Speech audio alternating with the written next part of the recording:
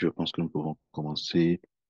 Nous avons un certain nombre de participants qui ont rejoint la réunion. Je suis Arjit Singh. Je suis le directeur du processus de non-prolifération sur les énergies fossiles. Je vais donc modérer cette session.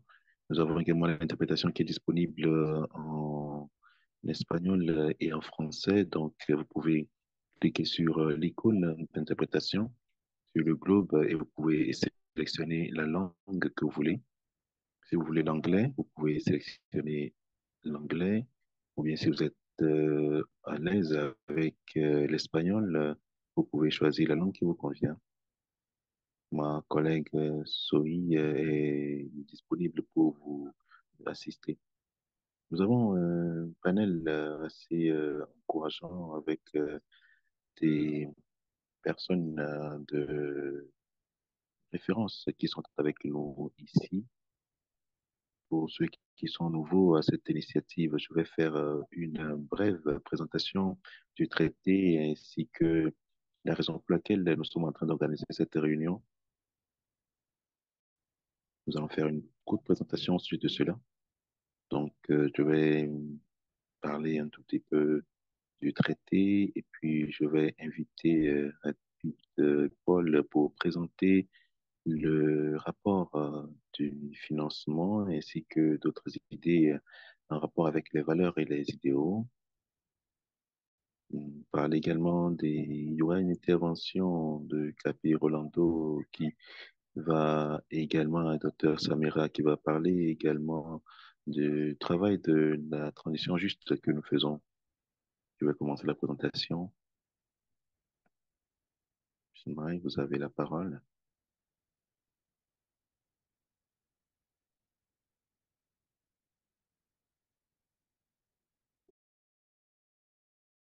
Je pense que Shivan n'est pas dans la réunion. OK, c'est bon. Vous pouvez présenter le screen. Voilà, c'est bon. Bien. Donc, pour cette discussion sur un rapport avec les valeurs et les idéaux qui parlent des rapports qui existent en termes du processus du traité, nous allons parler également de ce nouveau traité en termes des accords mondiaux. Si vous pouvez voir ici, nous pouvez voir également que nous avons eu des réunions pour discuter de ce que le traité a fait en rapport avec l'accord de Paris, en rapport avec l'extraction du gaz et du pétrole à travers le monde. Déjà, nous avons vu que nous n'avons pas été vraiment en mesure de réduire l'utilisation des énergies fossiles à travers le monde pour atteindre les objectifs fixés par l'accord de Paris afin que nous puissions rester dans la marge des 1,5 degrés Celsius définis par les pays. Et nous voyons toutes sortes de catastrophes autour de nous, ce qui veut dire que nous n'avons pas été en mesure de freiner l'activité des industries à travers le monde. Et comme je l'ai dit, nous continuons de dépendre des des énergies fossiles, même si nous faisons la promotion des énergies renouvelables. Regardez un tout petit peu la part des énergies fossiles à travers le monde.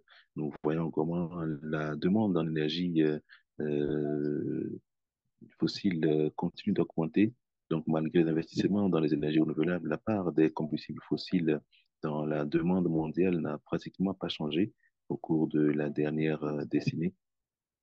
Donc, nous comprenons que nous n'avons pas été en mesure de sortir progressivement des énergies fossiles comme prévu.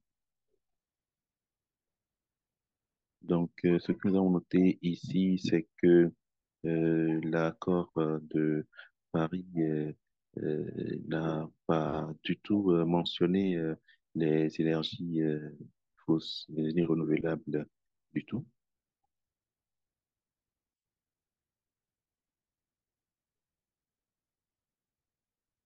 Donc, nous avons vu qu'il y a beaucoup de gaps en rapport avec les énergies, l'atteinte des énergies fossiles.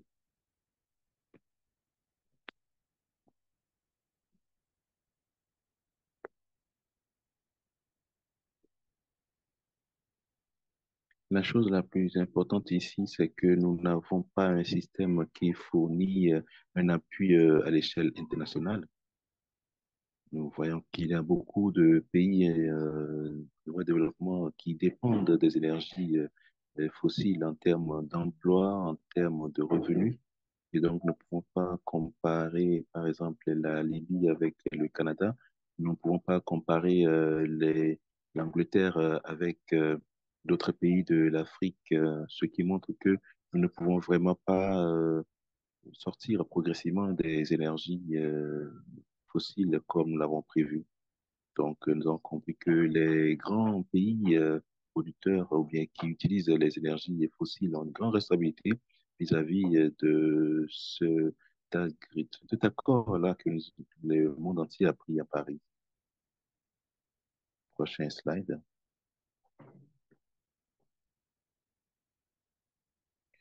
Donc, si nous n'avons pas ces appuis à l'échelle internationale, ce sera très, très important pour pouvoir passer à la transition énergétique parce que nous devons travailler avec les communautés qui ont vraiment un besoin considérable en énergie. Et nous savons que à cause des énergies fossiles, beaucoup de communautés ont été déplacées.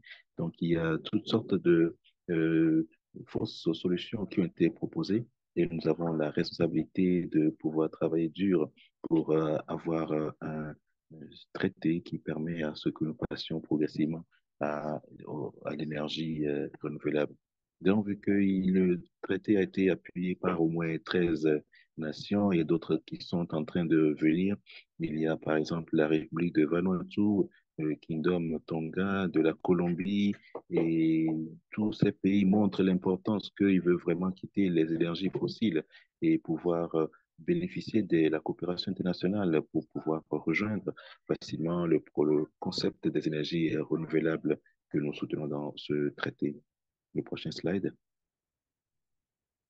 Nous avons appuyé également beaucoup nous avons eu l'appui de plusieurs corps. La dernière fois, nous avons la société civile, nous avons également les nations indigènes, nous avons également les villes et les gouvernements, nous avons des individus également, également des parlementaires, ainsi que des scientifiques, euh, des également de la part de plusieurs chercheurs qui ont soutenu le projet. Donc, en rapport avec le traité, nous avons rappelé les trois piliers du traité. C'est une juste transition qui aide les pays à pouvoir passer de leur économie d'énergie fossile et passer à l'énergie renouvelable. Et également, la question de non-prolifération, c'est d'arrêter la crise climatique qui s'aggrave jour après jour, mais aussi la phase de sortie progressive de l'énergie fossile qui permettra de pouvoir également limiter le réchauffement climatique et le maintenir en bas des 1,5 degrés avec les nations qui se battent pour pouvoir bénéficier de beaucoup plus de ressources et atteindre le but de, de l'utilisation des énergies renouvelables. Donc, je vais inviter maintenant Brie, qui est un avocat des droits de l'homme, pour pouvoir parler un tout petit peu de l'ensemble du spectre en rapport avec les pertes et des dommages, et parler également des mouvements en rapport avec les changements climatiques qui se passent à travers le monde entier. Donc, Brie, vous avez la parole. Merci beaucoup pour cette information. Je vais saisir cette opportunité pour présenter certaines découvertes que nous avons eues en rapport avec notre projet.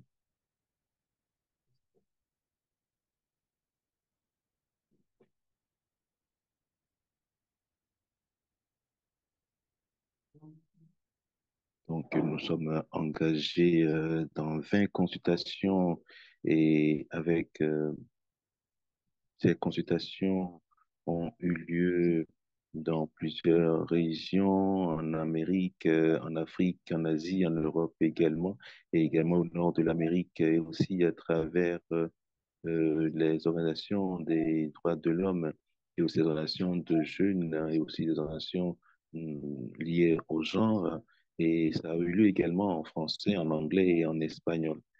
Donc, comme nous pouvons le voir, il y a un élément important que j'aimerais montrer, c'est que l'un des aspects fondamentaux de ce principe est que nous pouvons y participer dès le début, euh, que aucun test de traité n'a encore été rédigé et il n'a pas encore été présenté aux Nations Unies.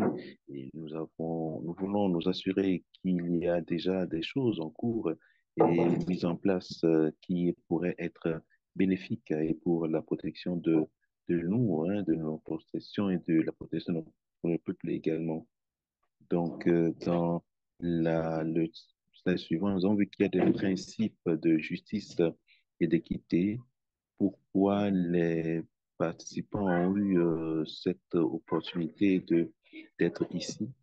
Nous avons noté que il y a des principes de justice qui nous concernent ici. Par exemple, les participants sont encouragés à pouvoir créer euh, un certain cadre de travail qui leur permettra de travailler sur les questions de vision pour l'avenir et une économie et une société florissante, l'autodétermination et en rapport également avec les océans et les écosystèmes florissants. Et il y a l'importance également de mettre en œuvre le traité et de mettre en œuvre à l'échelle nationale, à l'échelle régionale, à l'échelle internationale, et également à pouvoir surmonter les fausses solutions, la fatigue, les traités et l'affaiblissement de l'ambition. Comme on peut le voir ici, je vais dire qu'il y a trois valeurs qui euh, sous-tendent le, l'initiative. Nous allons parler de trois valeurs fondamentales. Nous allons parler de,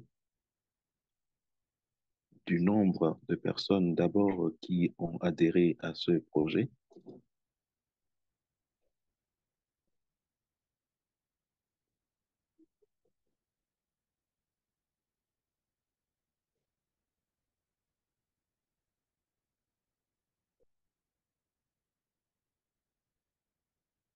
et donc il y a également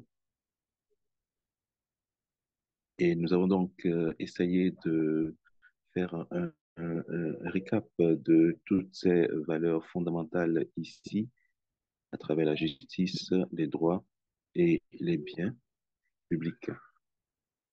Donc, parlant de la justice, il y avait donné un peu plus de détails dans le prochain slide.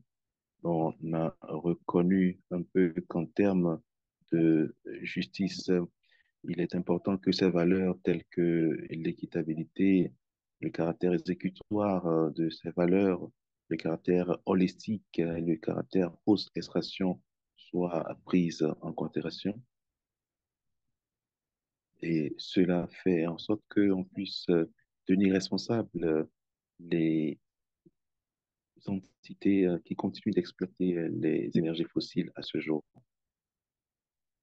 Il y a un certain nombre de lois aujourd'hui qui existent, qui vont faire en sorte que les nations soient tenues responsables pour leur activité, par exemple en rapport avec le concept pollueur-payeur qui existe aujourd'hui, par exemple en rapport avec l'extraction des euh, énergies fossiles aujourd'hui. Donc, il est important de tenir compte de ces éléments qui sous-tendent ces valeurs et ces idéaux. Le tout premier étant la justice. Donc, il est important que nous évitions les énergies fossiles et que nous disposons d'un mécanisme efficace pour passer des énergies fossiles aux énergies renouvelables et éviter surtout les fausses solutions qui sont prises. présenter d'ici là. Et aussi, il y a un besoin de nous rendre compte que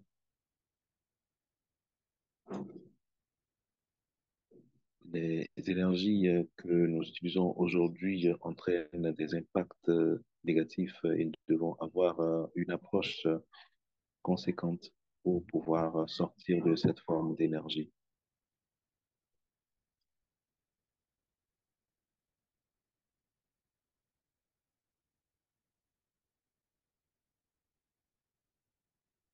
La question de compensation, la question de redevabilité est importante pour que nous puissions nous assurer que la sortie progressive des énergies fossiles soit chose possible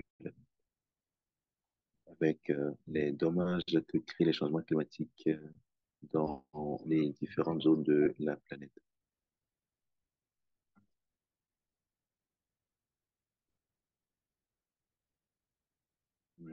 Il est important également que les fonds alloués à l'énergie aujourd'hui puissent être orientés vers des énergies propres qui permettent aux populations de commencer d'ores et déjà par utiliser les énergies renouvelables et réduire considérablement l'impact des changements climatiques aujourd'hui.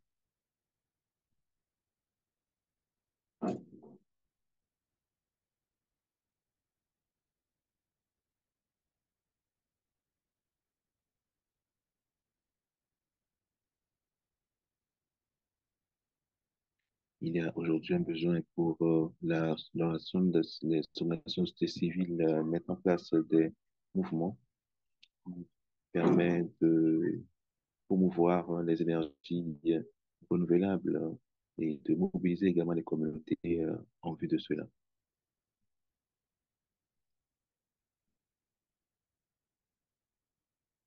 Il est important également que la convention soit participative pour que personne ne soit laissé pour compte.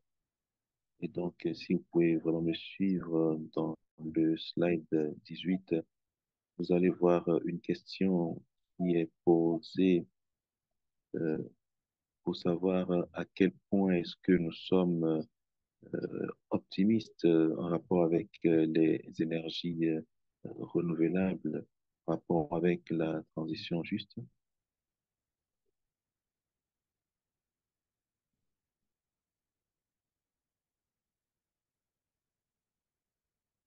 Et donc, à quel point est-ce que nous sommes optimistes? Donc, il faut maintenant choisir une fleur ou encore un animal. Alors, voici donc la légende qui est ici. Quand on choisit le serpent, c'est qu'on est assez optimiste. Quand on choisit l'ours, c'est que ça demande beaucoup. Et quand on choisit les- le, l'éléphant, c'est que ce sera cynique. Alors, nous allons passer au prochain slide avant de revenir ici pour que nous puissions voir.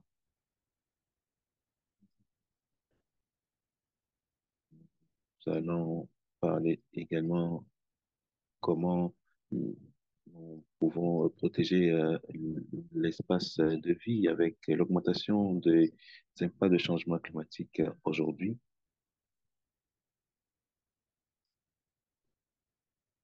Et nous savons aussi que le fait de réduire l'impact des changements climatiques contribue énormément à la réduction des crises à travers la planète. Donc ici, les valeurs et les idéaux en thème 2, c'est le droit à la vie, la réduction des conflits, les droits des travailleurs et protection sociale, les droits intergénérationnels, le droit à la santé, le droit à la nature, à l'interdépendance, à l'intendance et la justice intersectionnelle. Donc, euh, la question ici, c'est de voir à quel point nous sommes prêts à tenir les industries, les multinationales responsables des impacts de changement climatique. Donc, il est très important également que le droit des travailleurs soit discuté ainsi qu'on assure la protection sociale pour ces travailleurs parce que nous voulons protéger toutes les couches sociales puisque ce mouvement doit être assez participatif. Nous voulons mettre l'accent sur la participation. C'est un élément très important pour que les communautés également se sentent impliquées dans cette lutte de lutte contre l'extractivisme. Nous allons passer euh, le slide suivant pour parler également de valeur 3 en termes de biens publics et la justice énergétique. Ici, c'est de parler principalement de la responsabilité des entreprises en rapport également avec l'équité énergétique. Parler ici de l'accès à la terre et nous parlons ici des principes anticoloniaux, comment on peut contribuer à la transformation de l'architecture financière internationale et surtout s'attaquer aux obstacles du droit économique international. Il est important de tourner un regard également sur les activités commerciales, les importations, les exportations à travers la planète.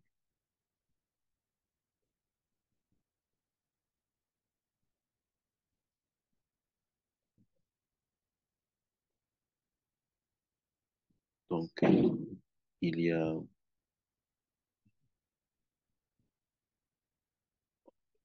les participants peuvent faire une demande particulière et exiger une gestion ou une transition juste.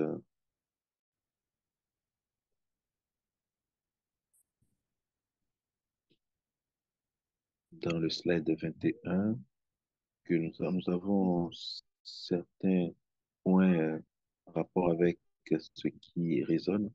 J'aimerais que les participants prennent un petit temps pour réfléchir et voir un peu qu'est-ce que nous pouvons noter ici en termes de ce qui résonne. On peut voir également les fossés qu'il faut combler. Merci beaucoup, Abrit.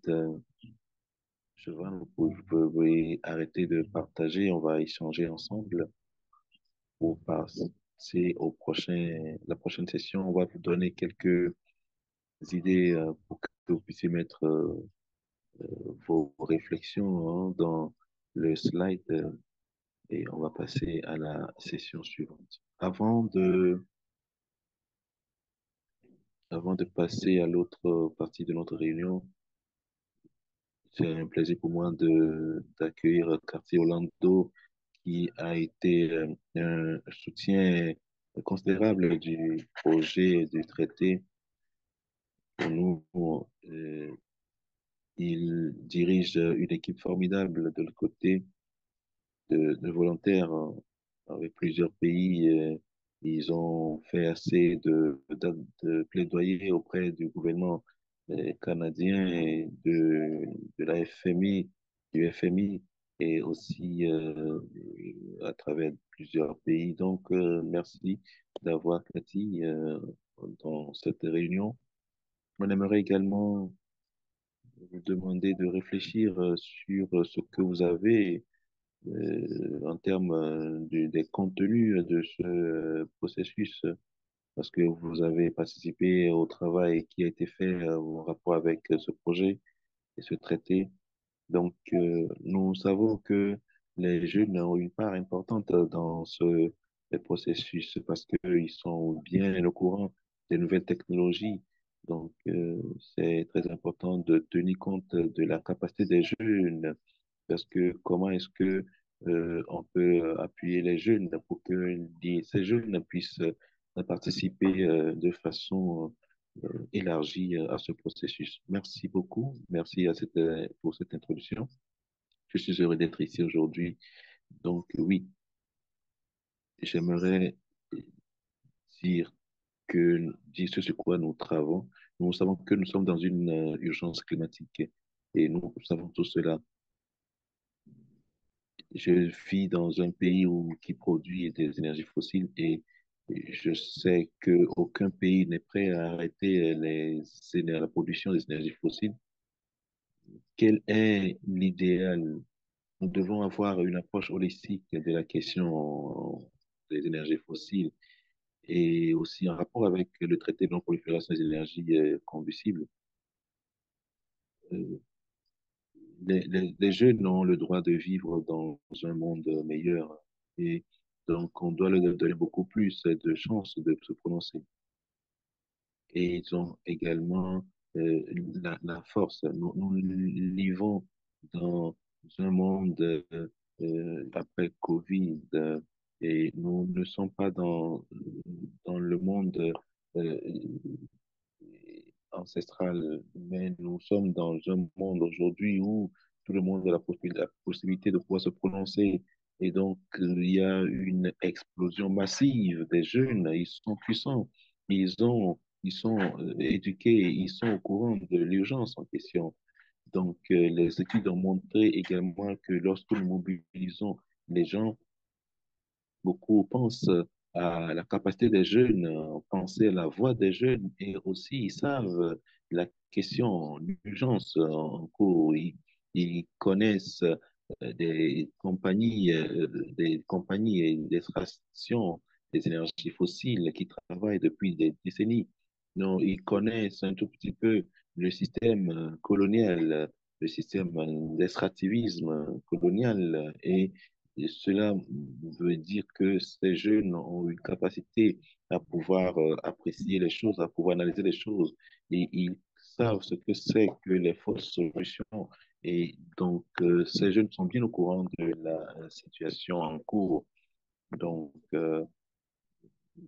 c'est vraiment impressionnant. Et ils sont très, très connectés ces jeunes et aussi ils ont la force, la puissance de faire connaître la réalité des changements climatiques. Nous savons que à la fin de la journée, en fin de compte, c'est la jeunesse qui va pouvoir arriver à changer le cours des choses. C'est les jeunes également qui auront cette force de pouvoir changer la donne. Donc, c'est ma réflexion et merci d'avoir partagé cette opportunité avec moi.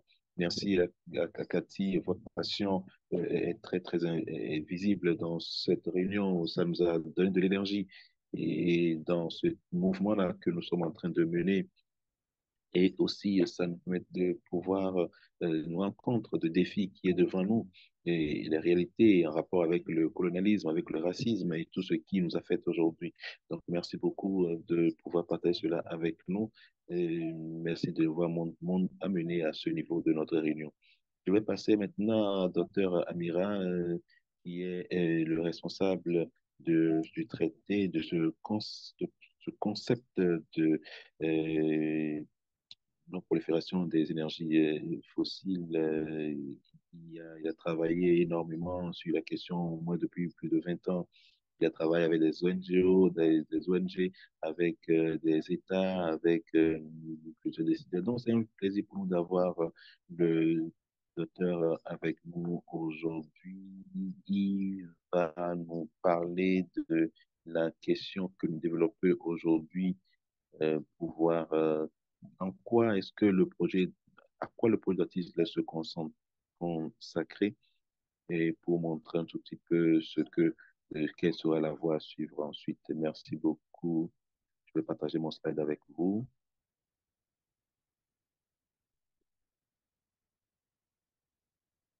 Je ne sais pas si vous voyez ce que je partage. Donc, mon rôle, c'est de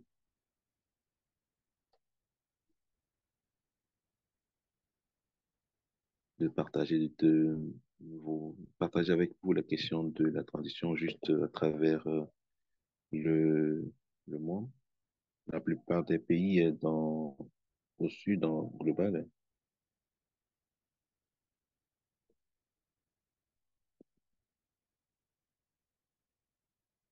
beaucoup de personnes sont marginalisées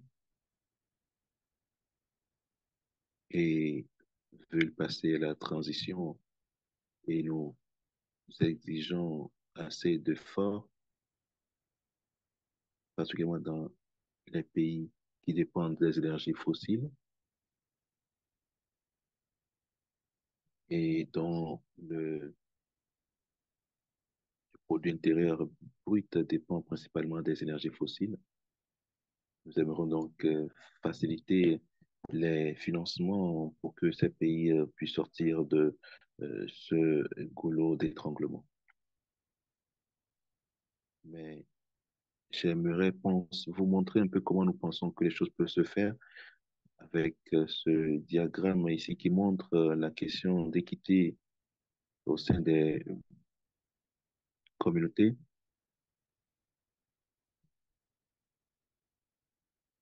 surtout l'importance de maintenir le réchauffement climatique à 1,5 degré. Il y a quatre catégories de pays que vous pouvez voir ici. Il y a des pays qui sont très dépendants des énergies fossiles, mais il y a aussi beaucoup de pays qui sont entièrement dépendants et donc tout le système dépend des énergies fossiles. Et il y a aussi des pays dans lesquels il y a plusieurs pays où les communautés sont marginalisées et ces pays ont besoin d'appui, ont besoin d'un financement et d'un appui considérable pour qu'ils puissent sortir de ce gouffre. Donc chacun doit jouer son rôle pour pouvoir définir une date butoir à laquelle il faut quand même arriver à atteindre ces objectifs que nous fixons.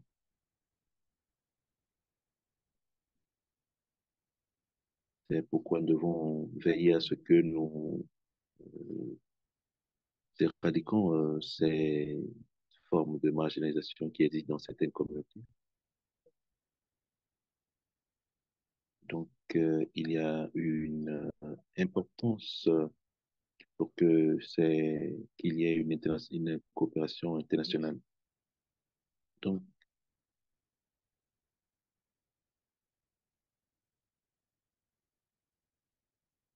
les, la capacité des pays à pouvoir sortir progressivement des énergies fossiles et leurs difficultés de transition varient globalement.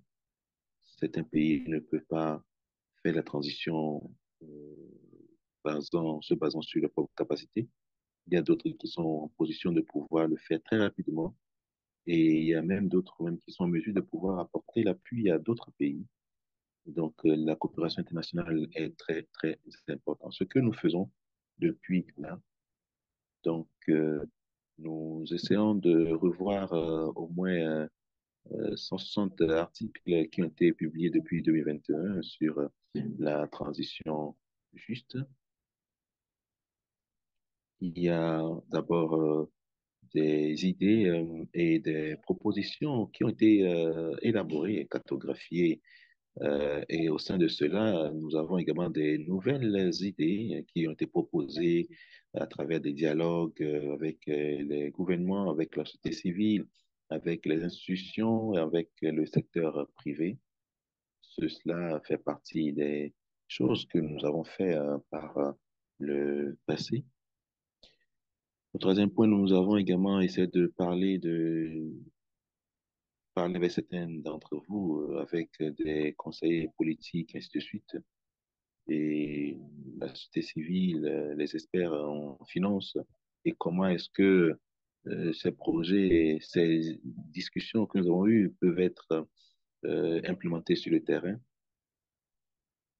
Nous avons également commencé de pouvoir évaluer certaines de ces propositions en termes euh,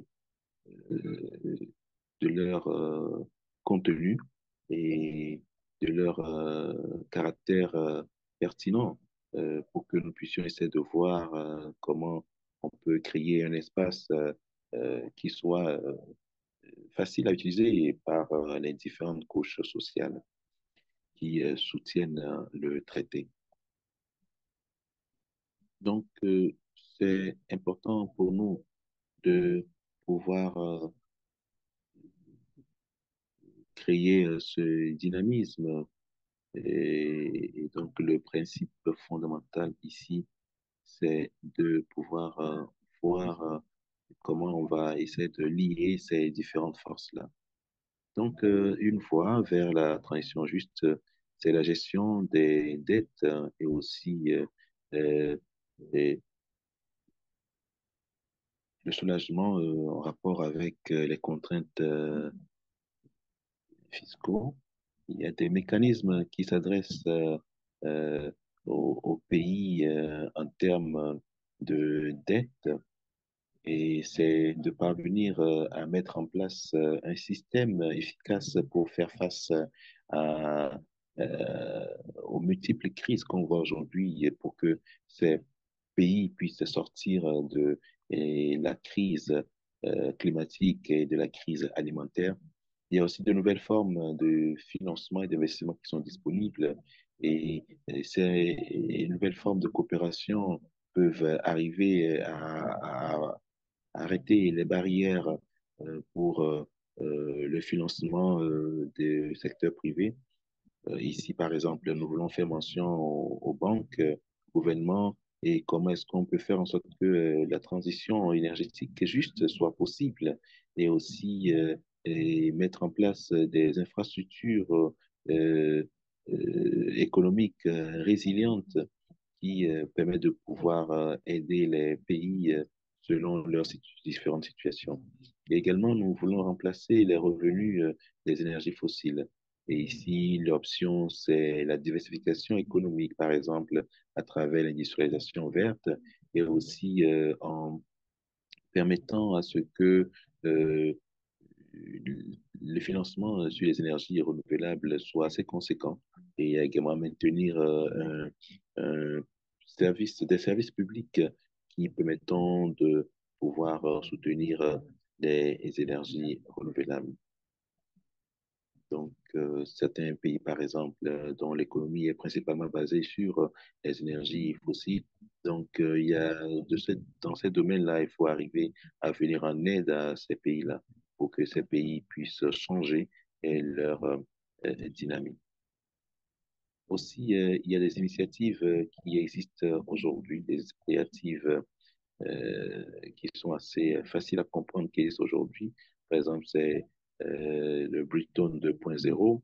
C'est une façon de pouvoir faire face aux questions de dette, de pouvoir augmenter le finance au niveau des différents pays, de mobiliser les capitales privées et de pouvoir faire face aux différents défis en rapport avec le commerce et c'est de permettre également que on puisse remplacer les revenus des énergies fossiles.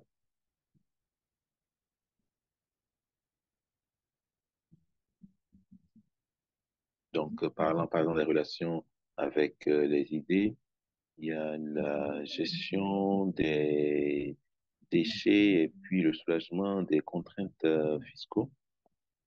Donc, je vais faire certain nombre de comparaisons. Il y a un certain euh, nous essayons quand même de voir comment est-ce que nous pouvons alléger les dettes ainsi que les contraintes fiscales.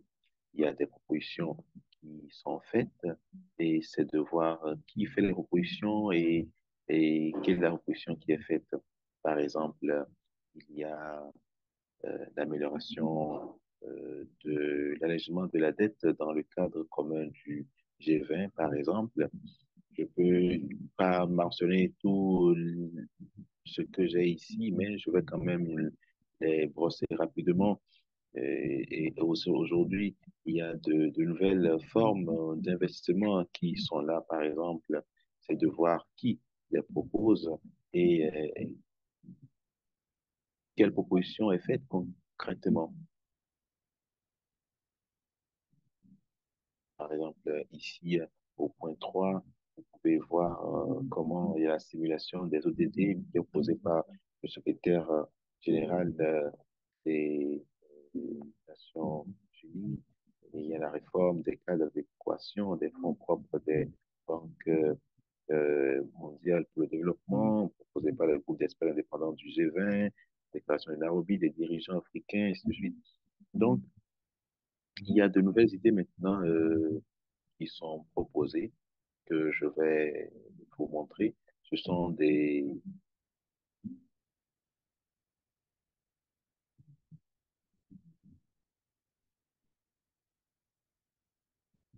Certains d'entre nous, par exemple, ont entendu parler de JetSpeed. L'idée que j'ai ici, selon moi, c'est que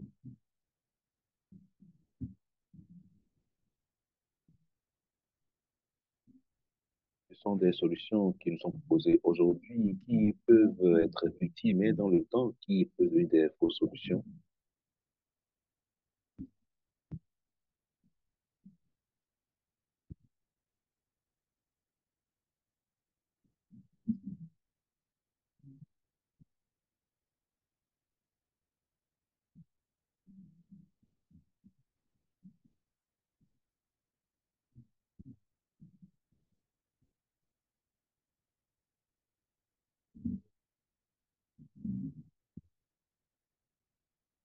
Donc, il y a des idées intéressantes en rapport avec le traité sur le travail.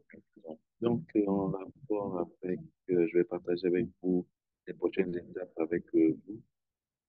C'est le groupe de travail des experts qui a été lancé pour pouvoir mieux approfondir les questions d'exploration sur les propositions et sur les mécanismes pour une coopération internationale pour la transition, pour le financement de la transition juste. Il y a plusieurs gouvernements qui ont soutenu le traité, où il a été suggéré qu'on mette carrément en place des groupes de travail qui travaillent sur cette question. Donc, nous avons des groupes à travers la qui sont formés. En deuxième position, par exemple, il y a le gouvernement qui ont appuyé également le traité, euh, qui ont également demandé à ce qu'on fasse des recherches approfondies sur la question et de la non-prolifération des énergies fossiles. Il y a aussi des experts qui travaillent sur des papiers, des documents.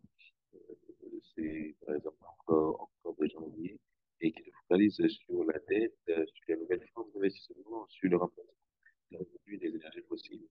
Et 2025, 2025, il y aura également une collective qui va réfléchir sur l'avancement, également faire un retour sur ces différentes idées et aussi comment on peut développer encore d'autres initiatives pour les prochaines étapes.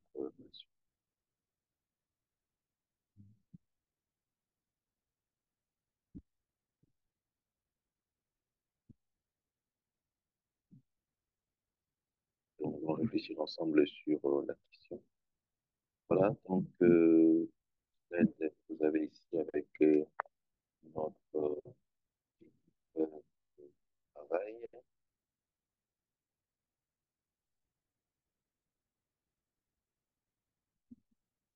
Merci. S'il y a des questions, vous pouvez réagir ou il y a donc des questions posées. Merci beaucoup, Amira. Donc, c'est beaucoup de choses que nous avons absorbées. D'ailleurs, c'est vrai que ce n'est pas interactif parce que Amira va partager avec vous. Si vous avez une question à partager ou encore une inquiétude, des rapports à partager, vous pouvez les partager avec. Avant de donner la parole, j'aimerais vous demander également des questions. Donc, il y a une question qui était tout à l'heure, une autre question que j'ai vue tout à l'heure. Mais on va revenir sur cela. Avant, j'aimerais laisser mon collègue Shiba pour partager. Amira, pouvez arrêter votre partage. Je vais vous montrer une vidéo. vidéo sur des témoignages de personnes en rapport avec le concept. Cathy est là, vous pouvez voir Cathy. Vous pouvez commenter la vidéo. Nous sommes dans un concept d'urgence climatique. Vous pouvez arrêter et reprendre.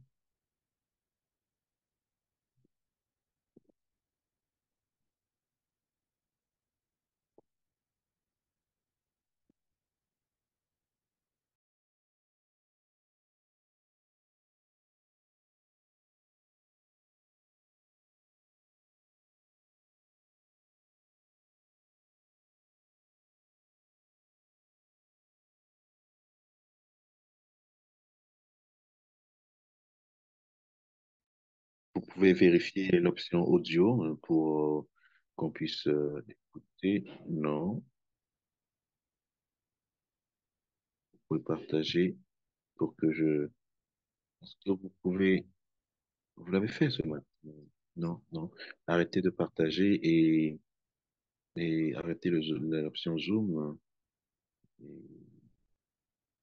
donc, entre-temps, en moment où vous êtes en train de fixer cela, il y a une question qui est posée. Donc, il y a aussi une question plutôt, c'est vrai, une question pertinente sur l'accord de Paris et ce que tous les pays, comment est-ce que les pays vont adopter le traité et comment est-ce que la question de savoir est-ce que le traité sera vraiment utile. Et je vais répondre à cela en disant que nous devons comprendre les limites du CNUC. Et je l'ai dit dans mon introduction, qu'est-ce qu'ils offrent vraiment.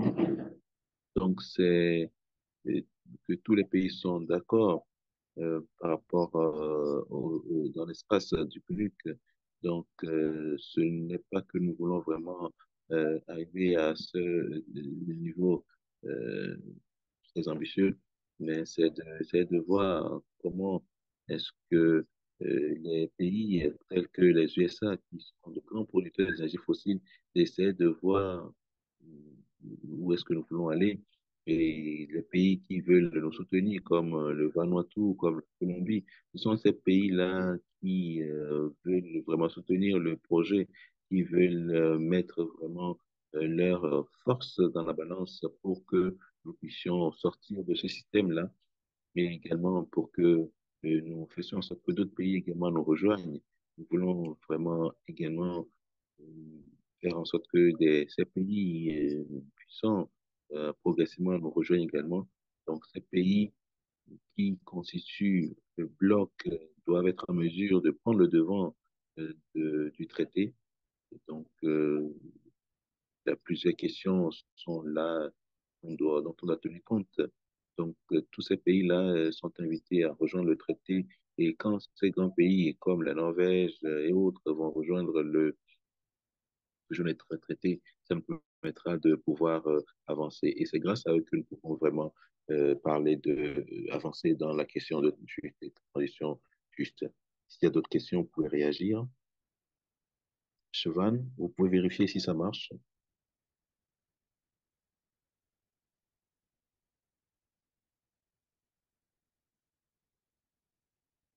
Nous sommes dans une émergence climatique. Nous avons besoin de sortir des énergies fossiles.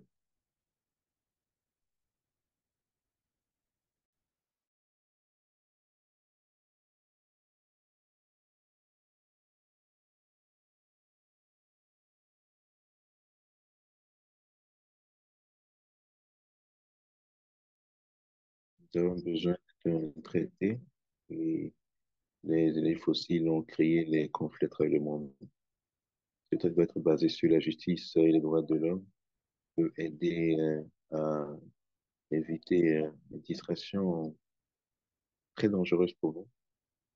Et trois principes sous-tendent ce traité: la décolonisation du système financier, les droits de l'homme et le genre. Le conflit, l'insécurité, aussi bien que les différentes occurrences des énergies, des impacts du changement climatique doivent être pris en considération.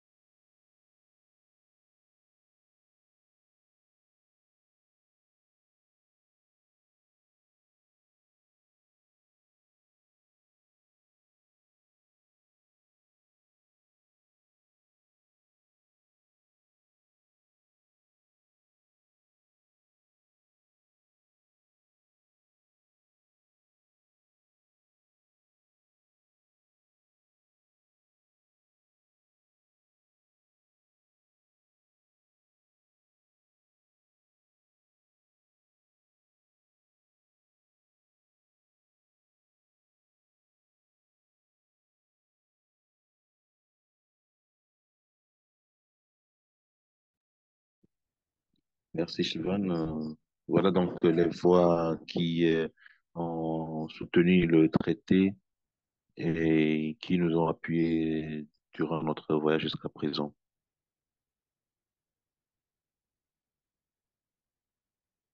Donc, est-ce qu'il y a une question? Sentez-vous à l'aise pour que nous puissions voir. Est-ce qu'il y a quelque chose qu'on veut mentionner en rapport avec, vous avez vu des gens présentés dans le slide?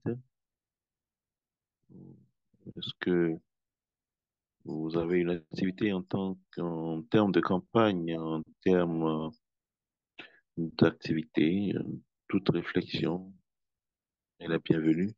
J'aimerais voir une longue liste de personnes et d'institutions qui ont appuyé le projet avec leur activité basée sur l'avancement du projet. Et beaucoup de personnes ont partagé leurs idées.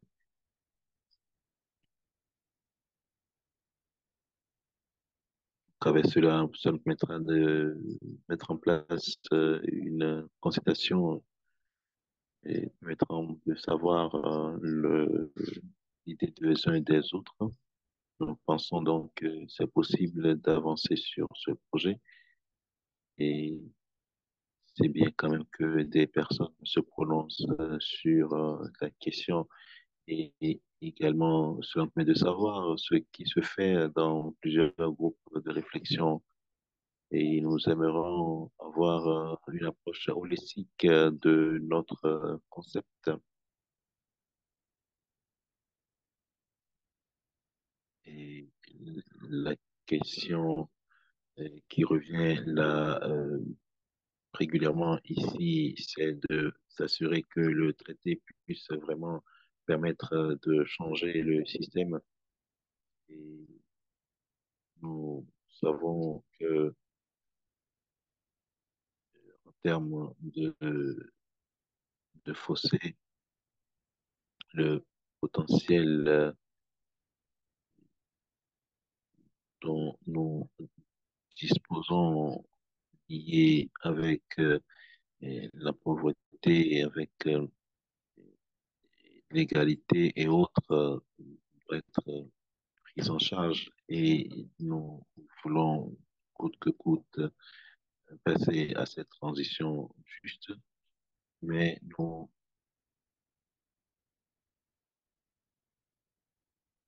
avons déjà des idées positives si on tient compte des trois principes de notre traité.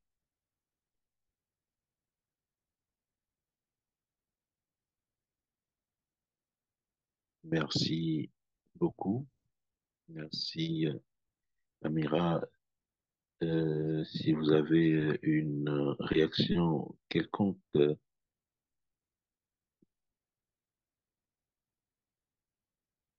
j'aimerais dire que euh, mon inbox est toujours ouvert. Nous sommes conscients de cela et nous voulons nous s'assurer que nos réactions, différentes réactions, sont utiles aux uns et aux autres. Et donc, sentez-vous à l'aise de réagir et de nous contacter. Merci beaucoup, Amira. Merci. La question d'implication également, est telle que nous faisons notre réunion mensuelle et régulièrement. Donc, nous avons la possibilité de réagir au cours de ces réunions que nous organisons. Nous avons également une réunion demain. Envoyez une email que vous voyez, vous voulez et vous pouvez joindre la réunion. Nous avons également le travail de groupe sur les lois et dans plusieurs groupes de travail. Et on va créer l'opportunité afin que vous puissiez nous rejoindre et nous appuyer. Et merci beaucoup, Andrea, qui nous a soutenu, qui a tenu notre flambeau jusqu'à présent de manière infatigable. Nous attendons bien sûr travailler avec vous et commencer par vous engager. Également, nous aimerions avoir beaucoup plus de pays qui nous rejoignent pour pouvoir répondre à différentes ces questions-là. Et aussi, nous voulons également travailler en collaboration avec les pays les plus vulnérables et aussi voir comment faire bouger les choses au niveau des pays pollueurs. Je peux voir une question aussi de Nabou. Nabou Lauriette, il est responsable d'institution. Ici, c'est l'un de nos champions. Et il a, vous allez voir son nom sur notre site internet. Donc, il a appuyé et notre initiative également. Merci beaucoup pour votre collaboration. Nous aimerons que le Bangladesh également soutienne le traité comme un pays nouveau qui rejoint l'initiative. Merci beaucoup d'être impliqué. Et beaucoup d'entre vous également sont du côté de New York. Merci beaucoup.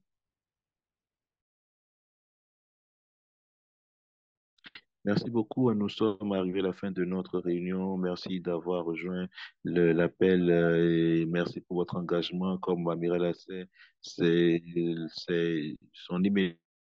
Donc, vous pouvez partager vos idées ou vos questions avec elle. Amira, si vous pouvez partager votre adresse email, je mets le mien également ici pour que nous puissions vous mettre au courant des actualités. Voilà. Merci beaucoup et je vais partager également mon adresse email si cela peut être utilisé. Voilà donc mon adresse email. Merci beaucoup à tous d'être pour votre appui. Merci à Cathy, à Mira, à Brie, à Kiki, à Pamela, à Siobhan, à Zoé, à Kancha pour votre appui. Merci beaucoup.